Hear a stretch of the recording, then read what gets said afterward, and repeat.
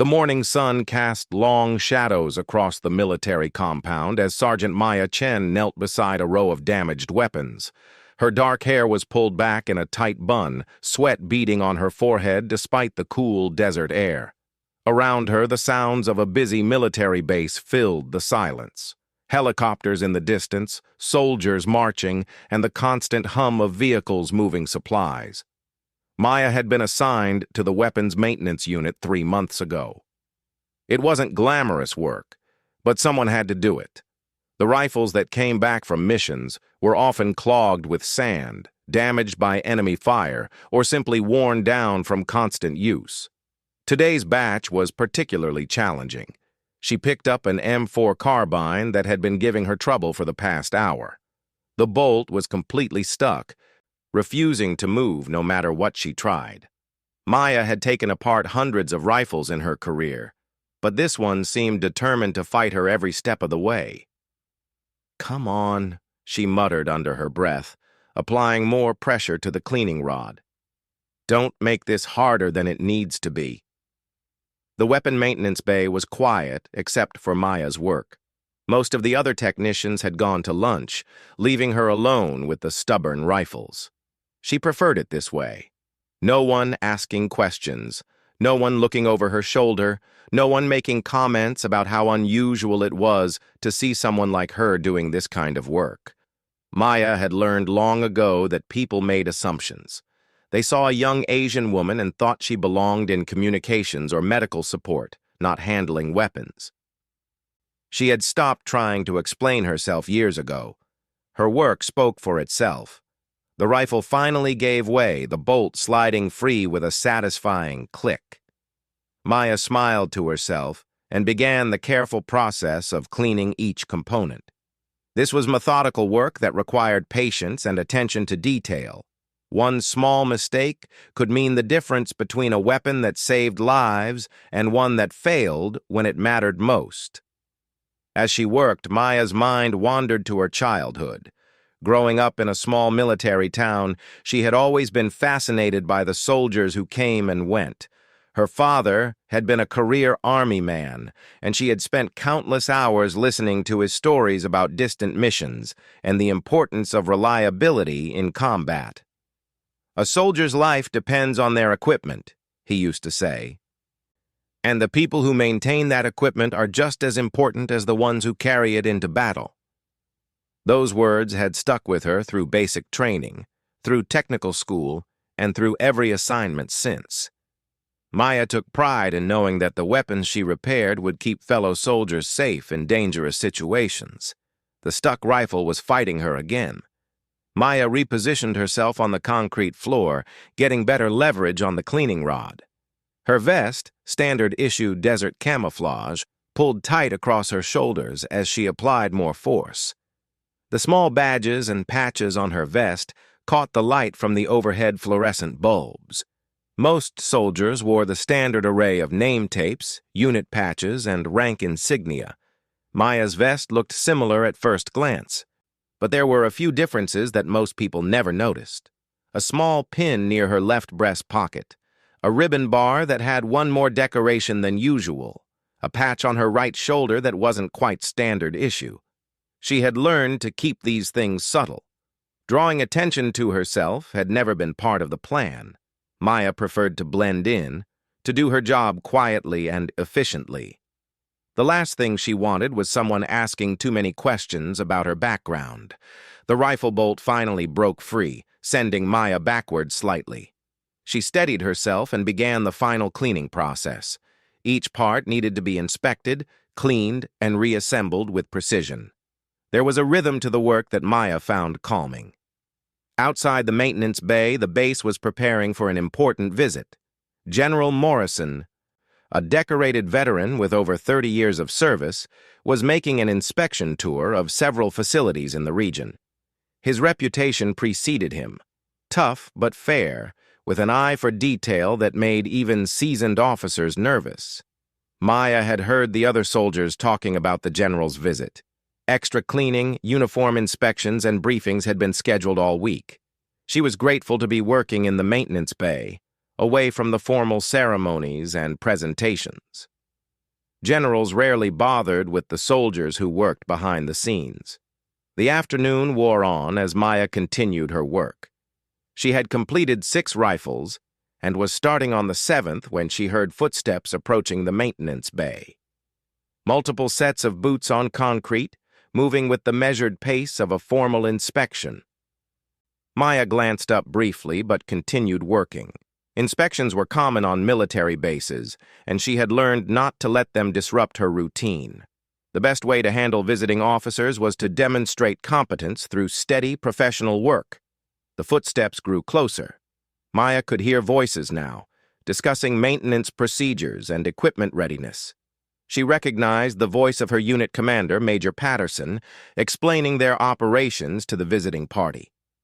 Our weapons maintenance team has achieved a 98% reliability rate over the past 6 months, Major Patterson was saying.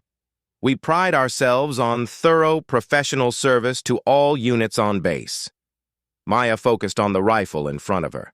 This one had seen heavy use, with sand embedded in every crevice and carbon buildup on the bolt carrier. It would take careful work to restore it to proper function. She began the disassembly process, laying out each component in precise order. The inspection party had stopped just outside the maintenance bay. Maya could hear them discussing supply chain logistics and parts availability. She continued her work, knowing that the best way to represent her unit was through demonstration of skill and dedication. We have several soldiers working on priority repairs today, Major Patterson continued. Our team works around the clock to ensure mission readiness. Maya was deep in concentration, using a small brush to clean carbon deposits from the rifle's gas tube when the voices moved closer. She could sense rather than see the inspection party entering the maintenance bay. Her training kicked in, and she continued working with the same steady precision, not allowing the presence of officers to affect her performance. The rifle was proving particularly challenging. Sand had gotten into the trigger mechanism, requiring careful attention to remove without damaging the delicate springs and pins. Maya used a dental pick to work out the stubborn particles, her movements careful and deliberate. Sergeant Chen is one of our most experienced technicians, she heard Major Patterson say. She handles our most difficult repairs. Maya nodded respectfully without looking up from her work. She was aware of the officers watching her, but she had learned that the best response was professional competence. Let the work speak for itself. The rifle's trigger group was finally clean. Maya began reassembling the components, her hands moving with practiced efficiency. Each part had to be installed in the correct order with proper alignment. There was no room for error when a soldier's life might depend on the weapon's reliability. As she worked, Maya was conscious of the continued observation from the inspection party. She could hear Major Patterson answering questions about training procedures and quality control measures. The conversation was professional but routine, the kind of briefing that happened during any formal visit. Maya was installing the bolt carrier when she noticed a change in the atmosphere. The conversation had stopped abruptly. She glanced up quickly and saw several officers looking in her direction with expressions of surprise and confusion. At the center of the group stood a tall man with graying hair and the unmistakable bearing of a senior officer. His uniform was immaculate, with multiple ribbons and decorations indicating decades of distinguished service. This had to be General Morrison. The general was staring directly at Maya, his eyes focused on something on her vest. His expression had changed from polite interest to shock, then to something that looked like recognition. The other officers in the party were following his gaze, trying to understand what had captured their commander's attention. Maya looked down at her vest, suddenly self-conscious. The standard patches and name tape looked normal. Her rank insignia was properly positioned. She couldn't see anything that would warrant such intense scrutiny from a general officer. Major Patterson noticed the change in atmosphere as well. "General, is there something—" But General Morrison held up a hand, cutting off the question. He took a step closer to Maya, his eyes still fixed on her vest. The maintenance bay fell silent except for the distant sounds of base activity. Maya slowly straightened from her kneeling position, the partially assembled rifle still in her hands. She was confused by the sudden attention, but maintained her military bearing. Years of training had taught her to remain calm and professional regardless of the situation. General Morrison took another step forward, now close enough that Maya could see the details of his decorations. The general's eyes were focused on a small area near her left breast pocket, where several pins and ribbons were displayed in regulation order.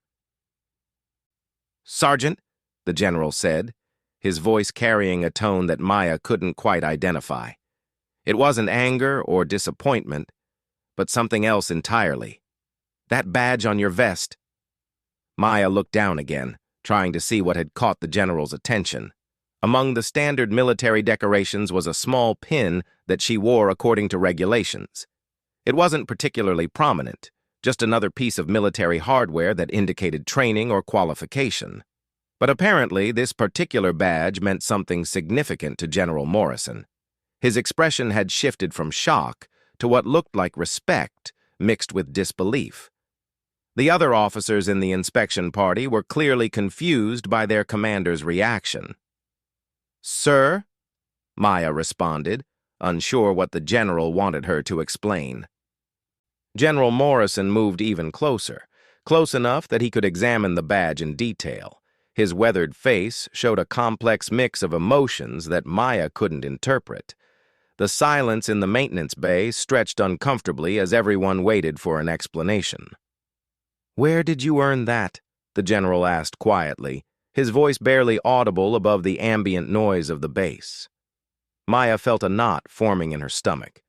The last thing she had wanted was to draw this kind of attention to herself. The badge in question was something she was authorized to wear, but she had hoped it would remain unnoticed among her other decorations. "Sir, Maya began, but found herself uncertain how to respond. The general raised his hand again, this time in a gesture that seemed more contemplative than commanding.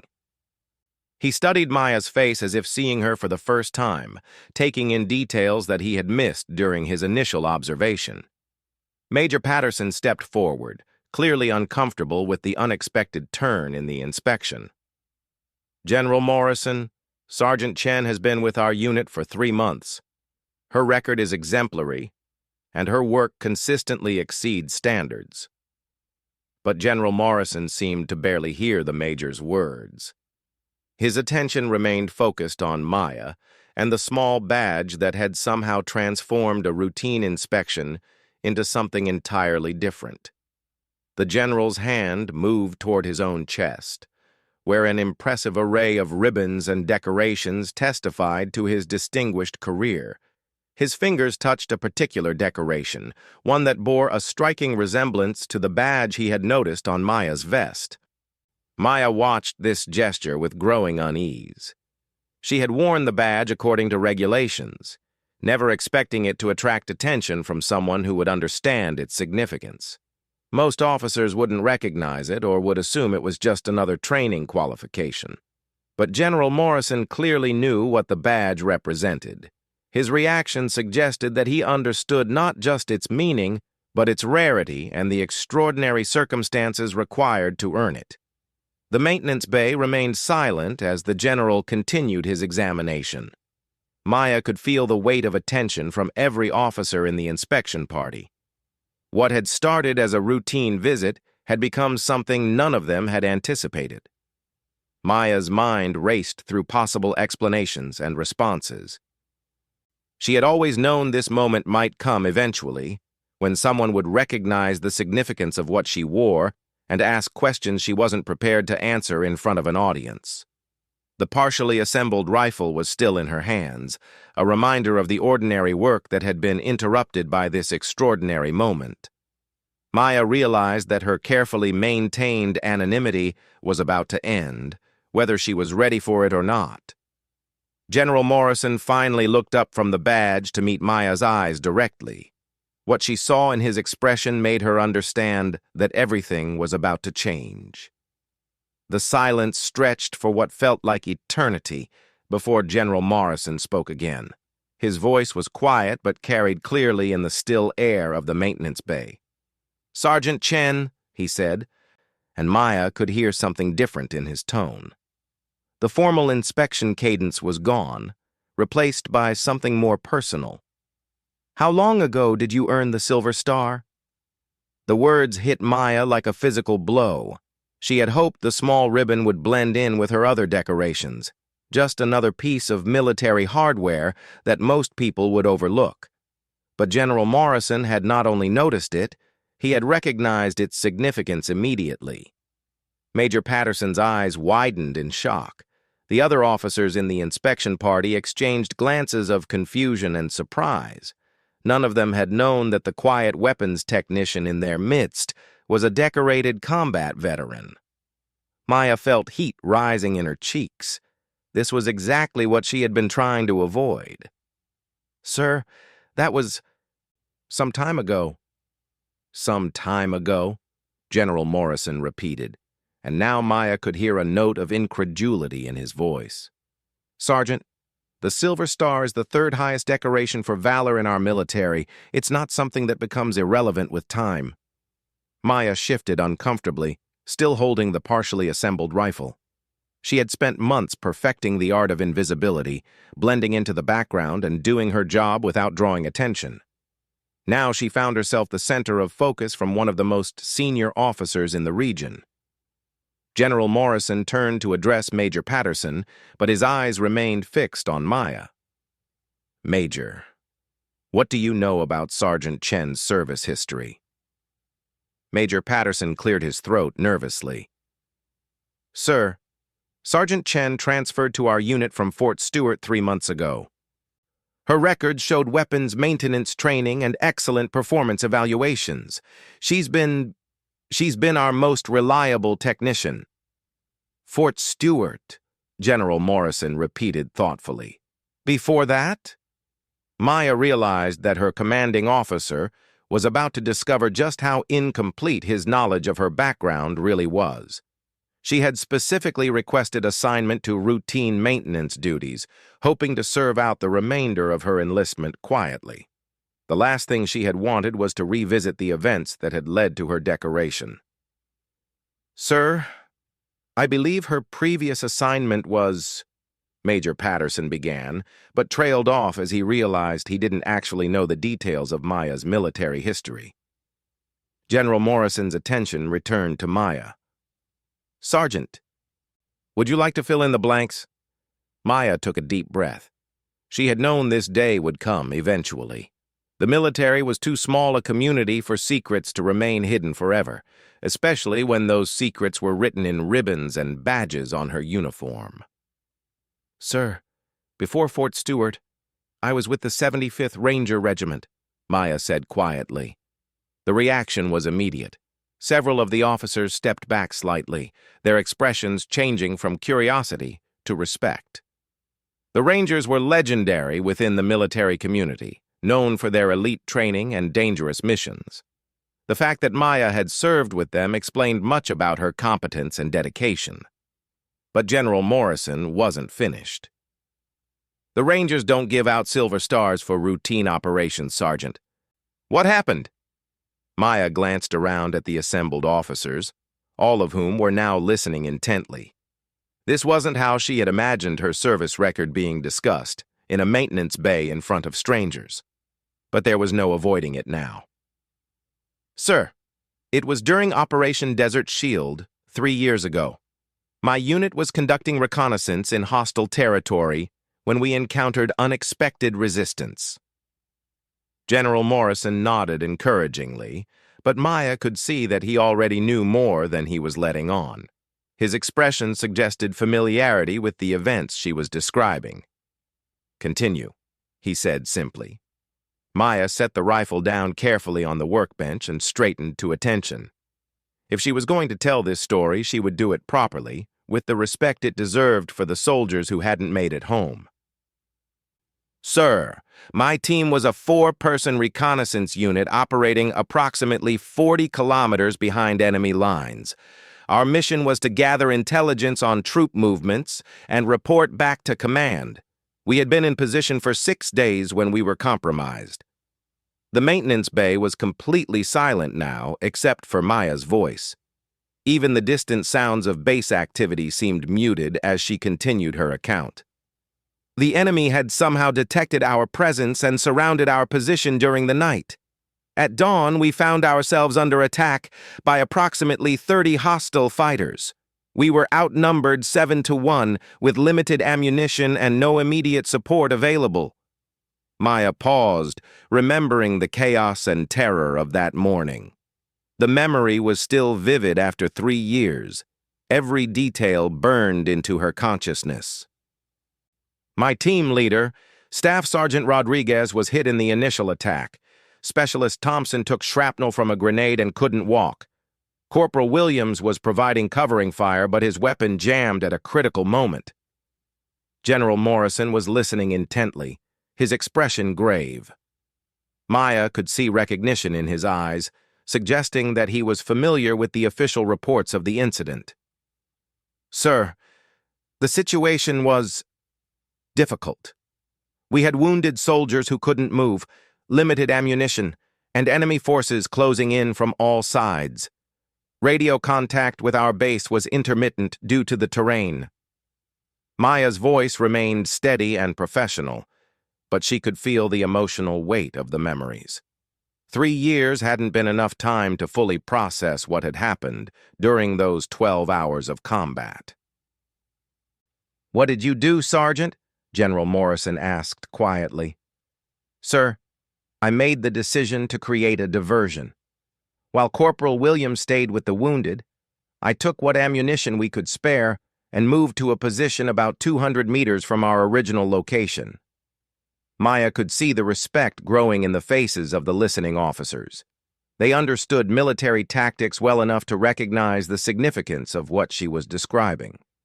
My goal was to draw enemy attention away from my wounded teammates and toward myself.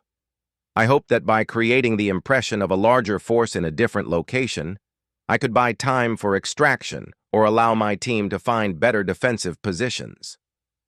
"How long did you maintain that diversion?" General Morrison asked. "Sir, approximately 4 hours. I moved through the terrain using whatever cover was available, engaging enemy forces at multiple locations to create the illusion of a larger unit. During this time, I was able to eliminate 8 hostile fighters and force the others to spread their forces more thinly." The numbers were stated matter-of-factly, but everyone in the maintenance bay understood their significance. A single soldier, operating alone in hostile territory, had held off superior numbers for hours while protecting wounded comrades. Eventually, I was able to work my way back to my team's position. Corporal Williams had managed to repair his weapon, and together we established a defensive perimeter. We held that position for another 6 hours until extraction arrived. Major Patterson found his voice first. "Sergeant? Why didn't you mention any of this when you transferred to our unit?" Maya looked uncomfortable with the question. "Sir, I requested assignment to maintenance duties specifically because I wanted to serve in a support role. Combat operations, they take a toll.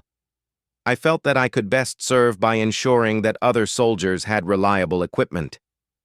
General Morrison studied Maya's face carefully. "Sergeant, how many enemy fighters were confirmed eliminated during that engagement?" Maya hesitated before answering. "Sir, the official count was 15. The number hung in the air like a physical presence. 15 enemy combatants eliminated by a single soldier protecting her wounded teammates. It was the kind of action that military legends were built on." "And your teammates?" General Morrison asked. "Sir, all 3 survived. Staff Sergeant Rodriguez required extensive medical treatment but made a full recovery. Specialist Thompson lost partial use of his left leg but remained in the service. Corporal Williams received the Bronze Star for his actions during the engagement." General Morrison nodded slowly. "Sergeant, do you know why I recognized your Silver Star so quickly?" Maya looked confused. "No, sir, I don't." Because I was the colonel who recommended you for that decoration. I was commanding the task force that your unit was supporting. I read every report, interviewed every witness, and personally submitted the paperwork for your medal." The revelation struck Maya like lightning. She stared at General Morrison with new understanding, seeing him not as a stranger conducting a routine inspection, but as someone who had been intimately involved in the most significant event of her military career. "Sir, I didn't realize—" "You probably wouldn't have," General Morrison said with a slight smile. "You were unconscious for 3 days after the extraction due to exhaustion and dehydration. By the time you recovered, I had been transferred to another command." Maya felt a strange mixture of emotions: relief that she no longer had to hide her past, anxiety about what this revelation might mean for her current assignment, and something that might have been gratitude toward this senior officer who had recognized her actions years ago.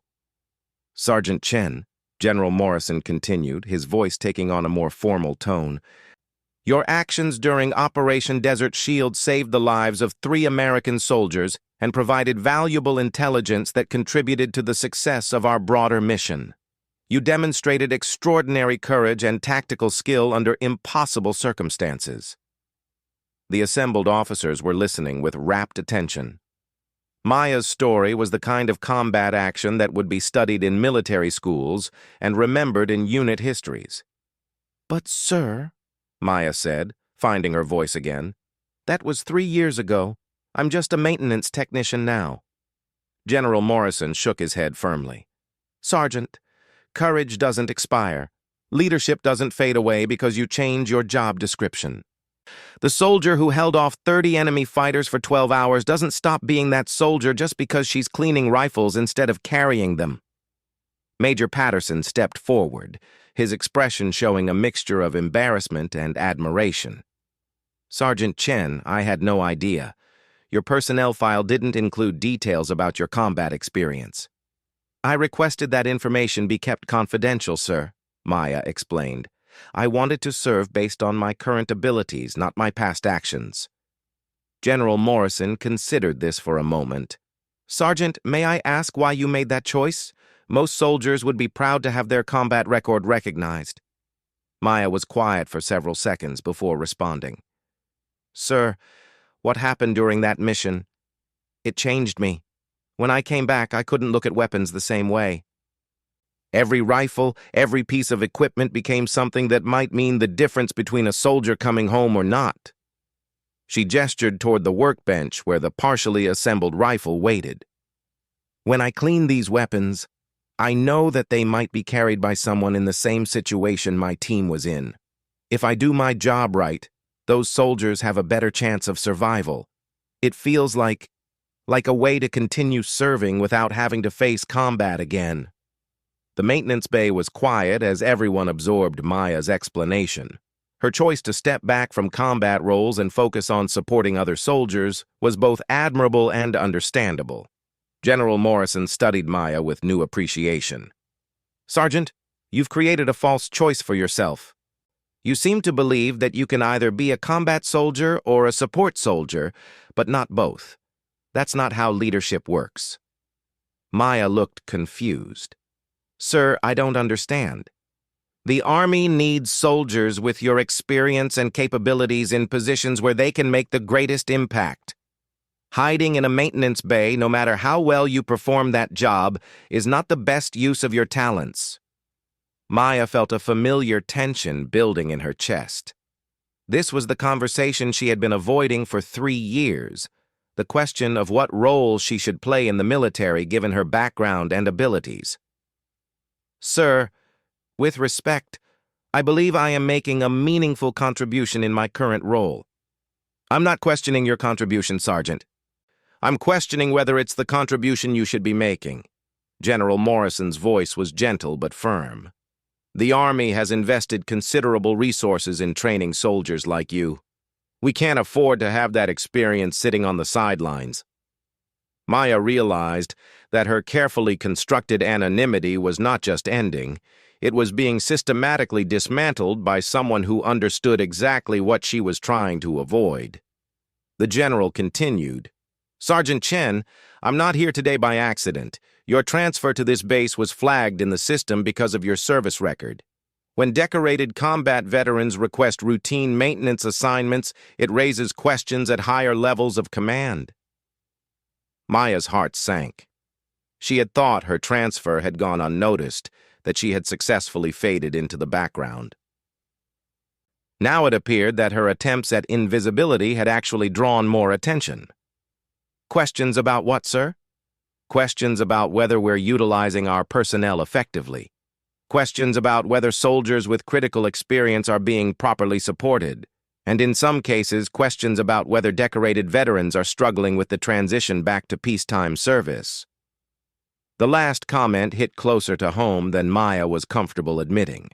Her choice to avoid combat roles wasn't entirely about wanting to serve in a different capacity. It was also about her inability to shake the memories of that 12-hour firefight and the responsibility she felt for keeping other soldiers alive. General Morrison seemed to recognize her discomfort. "Sergeant, there's no shame in admitting that combat changes people. Every soldier who has seen serious action deals with those effects differently.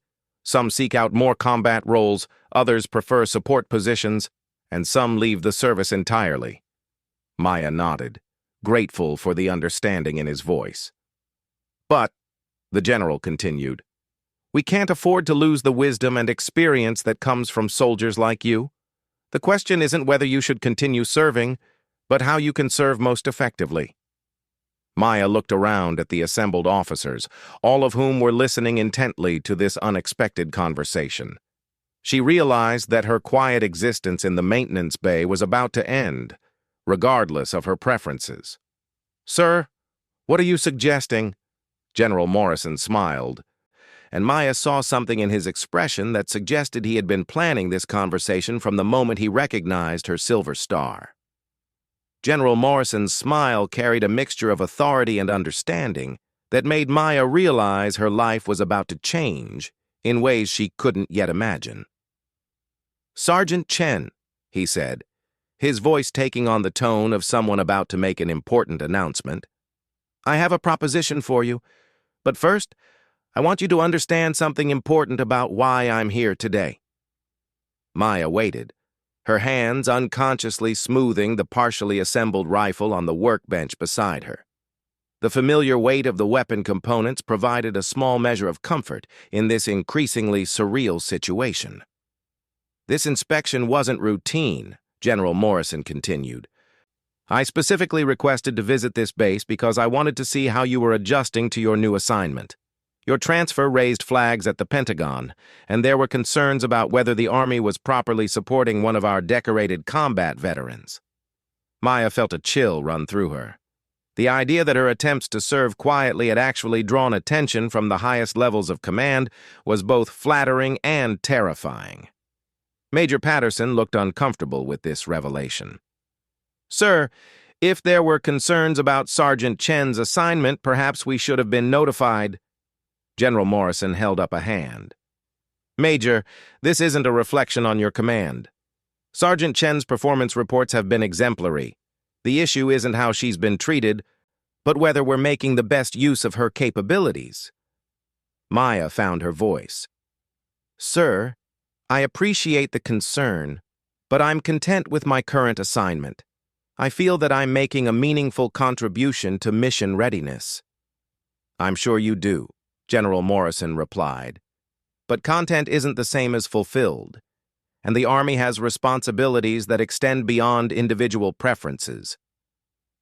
The general began pacing slowly in the confined space of the maintenance bay, his hands clasped behind his back in a gesture that suggested he was choosing his words carefully. "Sergeant, 3 years ago you demonstrated tactical excellence under extreme pressure. You made split-second decisions that saved lives and completed the mission despite overwhelming odds. Those skills don't simply disappear because you change your job description." Maya watched him pace, feeling increasingly trapped by the direction of the conversation. Sir, those skills were developed for a specific purpose. I'm not sure they translate to peacetime operations. General Morrison stopped pacing and turned to face her directly. That's where you're wrong, Sergeant. The Army is facing new challenges that require exactly the kind of experience and judgment you possess. We need leaders who understand both the tactical aspects of combat and the human cost of military operations. Maya felt her stomach tighten. This was beginning to sound like the prelude to a reassignment she didn't want. What kind of challenges, sir? Training challenges. Leadership development challenges. The preparation of soldiers who may face the same situations you experienced 3 years ago. General Morrison's expression grew more serious. We're establishing a new program designed to improve combat readiness through realistic training scenarios based on actual combat experiences. Maya began to understand where this conversation was heading. Sir, are you asking me to relive those experiences for training purposes? I'm asking you to share your knowledge so that other soldiers might survive similar situations. Not relive them, but teach from them. The general's voice carried a note of urgency. Sergeant, how many soldiers currently serving have faced sustained combat against superior numbers? How many have had to make the kinds of decisions you made during Operation Desert Shield? Maya considered the question. In her experience, most soldiers trained extensively for combat, but relatively few had experienced the chaos and unpredictability of actual firefights, especially the kind of desperate situation her team had faced. Not many, sir. Exactly. Which means that when they do face those situations, they're learning critical lessons for the first time under the worst possible circumstances. Some of them won't survive long enough to apply what they learn. The logic was undeniable, but Maya still felt resistance to the idea of revisiting those memories in a training context. Sir, I understand the value of the concept, but I'm not sure I'm the right person for that kind of role. General Morrison studied her face carefully. Sergeant, why do you think you're not the right person? Maya struggled to articulate her concerns. Sir, what happened during that mission? It was traumatic. I'm not certain that I've processed it enough to be objective about it. And I'm concerned that focusing on combat experiences might affect my ability to maintain the emotional distance necessary for effective instruction. It was an honest answer, and Maya could see that General Morrison appreciated her directness. The assembled officers were listening intently, clearly fascinated by this unexpected glimpse into the psychological aspects of combat service. Sergeant, your concern about maintaining objectivity is actually evidence that you're exactly the right person for this role. An instructor who doesn't understand the emotional cost of combat can't adequately prepare soldiers for the reality they might face. Maya felt the general's words resonating despite her resistance. She had often thought about the disconnect between training scenarios and actual combat experience. But, sir, there's a difference between understanding those costs and being able to manage them while teaching others. Which is why this program includes extensive support systems, General Morrison replied. You wouldn't be working alone. There would be psychological support, peer counselors, and structured debriefing processes. The goal isn't to re-traumatize instructors, but to channel their experience constructively. Maya glanced around at the other officers, who were following this conversation with obvious interest.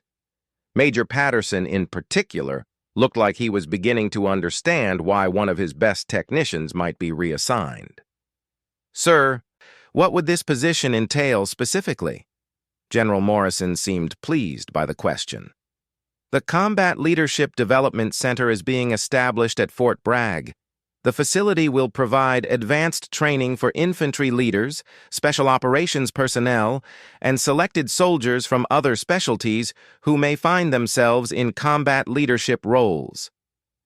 Maya had heard of Fort Bragg, of course. It was one of the premier military installations in the country, home to elite units and advanced training programs. Your role would be as a senior instructor, focusing on decision-making under pressure, small unit tactics, and leadership in crisis situations. You would work with experienced soldiers who already have basic combat training but need to develop the judgment and instincts required for extreme situations. The description was both appealing and intimidating. Maya could see the value in such a program, but she was still uncertain about her ability to fulfill that role effectively. Sir, how many other instructors would be involved in this program? Initially, 6 senior instructors, all with combat experience similar to yours.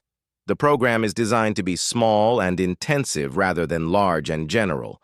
We want to focus on quality of instruction rather than quantity of students. Maya realized that this wasn't a hastily conceived proposal. The level of detail suggested extensive planning and significant resource allocation. What about my current unit, sir? Major Patterson has been counting on my work here. Major Patterson stepped forward. Sergeant Chen, while we would hate to lose you, an opportunity like this, it's the kind of assignment that can define a military career.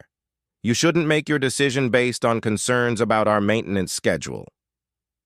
Maya appreciated her commander's support, even as she realized that her options were becoming increasingly limited. When a general makes a personal request backed by Pentagon interest, refusal becomes complicated. General Morrison sensed her internal struggle. Sergeant, I'm not ordering you to accept this assignment. Your service record has earned you the right to have your preferences considered. But I am asking you to think carefully about the impact you could have on future soldiers. Maya looked down at the rifle components on her workbench. Each piece had been carefully cleaned and inspected, prepared to function reliably when called upon. The parallel to what General Morrison was describing wasn't lost on her. Sir, when would this assignment begin? The facility opens in 6 months. That would give you time to complete any personal preparations and participate in instructor training. The initial appointment would be for 3 years, with options for extension or alternative assignments based on your preferences. Maya felt the weight of the decision settling on her shoulders. This was the moment she had been avoiding since her transfer to maintenance duties. The moment when she would have to choose between the safety of anonymity and the challenge of leadership. Sir, could I have some time to consider this opportunity? Of course, but I'd like your decision within 2 weeks. The program requires significant advance planning, and we need to confirm our instructor team as soon as possible. General Morrison's tone softened slightly. Sergeant, I know this is a difficult decision. You've found a role that feels safe and meaningful, and I'm asking you to step back into a world that brings back challenging memories. But I believe you have an obligation to share what you've learned, not just to the Army, but to the soldiers whose lives might depend on the lessons you could teach them. Maya nodded slowly. The general's words echoed her father's old saying about soldiers depending on reliable equipment. In this case, the equipment was knowledge and experience rather than weapons and gear. Sir, I understand the importance of what you're proposing. I need to think about whether I'm ready to take on that responsibility. I wouldn't expect anything less from you, General Morrison replied. Take the time you need, but remember that readiness isn't something you achieve and then maintain forever. Sometimes it's something you develop through accepting challenges. The inspection party began to move toward the exit of the maintenance bay, but General Morrison lingered for a moment longer. Sergeant Chen, regardless of your decision about the instructor position, I want you to know that your service during Operation Desert Shield made a difference far beyond saving your teammates. The intelligence your team gathered contributed to operations that saved hundreds of lives. You've already had a significant impact on this organization. Maya felt a warmth spreading through her chest. For 3 years, she had carried the weight of those memories alone, uncertain whether her actions had truly mattered in the broader context of military operations. Thank you, sir. That means more than I can express. General Morrison smiled. You earned those words, Sergeant. Now you have the opportunity to earn them again in a different way. As the inspection party departed, Maya found herself alone in the maintenance bay with the partially assembled rifle and a decision that would shape the remainder of her military career.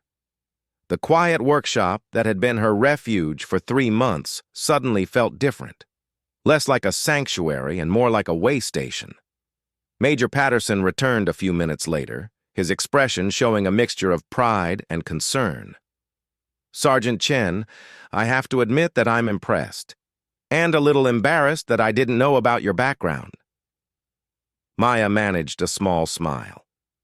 "Sir, I specifically requested that information be kept confidential. You weren't supposed to know." "Well, I know now. And I want you to understand that whatever you decide about General Morrison's offer, you have my complete support. This unit has benefited from your skills and dedication, but an opportunity like this, it's bigger than any single assignment." Maya picked up the rifle and began the final assembly process, her hands moving automatically through the familiar motions. But her mind was focused on the choice ahead of her. She could remain in the maintenance bay, continuing to serve quietly and effectively while avoiding the memories and responsibilities that came with her combat experience. It was an honorable choice that contributed meaningfully to mission readiness. Or she could accept General Morrison's challenge and step back into a leadership role that would require her to confront her past while helping prepare other soldiers for similar challenges. It was a riskier choice that offered the possibility of greater impact at the cost of personal comfort. As Maya completed the rifle assembly and tested its function, she realized that the weapon in her hands represented both choices perfectly. She could continue to repair and maintain the tools that other soldiers would carry into combat, or she could help prepare those soldiers to use those tools effectively when their lives depended on it. The rifle functioned perfectly, each component working in harmony with the others to create a reliable, effective system. Maya set it aside with the other completed weapons and looked around the maintenance bay one more time. In 2 weeks, she would have to give General Morrison her answer. But as she began work on the next rifle, Maya already knew what that answer would be. The soldier who had held off 30 enemy fighters to protect her teammates couldn't walk away from the chance to protect countless other soldiers through teaching and leadership. The maintenance bay would find another technician. The Combat Leadership Development Center would gain an instructor who understood both the technical aspects of warfare and its human cost. And Maya Chen would finally stop hiding from the soldier she had always been meant to be. The sun was setting outside the maintenance bay, casting long shadows across the military compound. But for the first time in 3 years, Maya felt like she was stepping into the light rather than hiding in the shadows. Her carefully maintained anonymity was over, but something better was about to begin.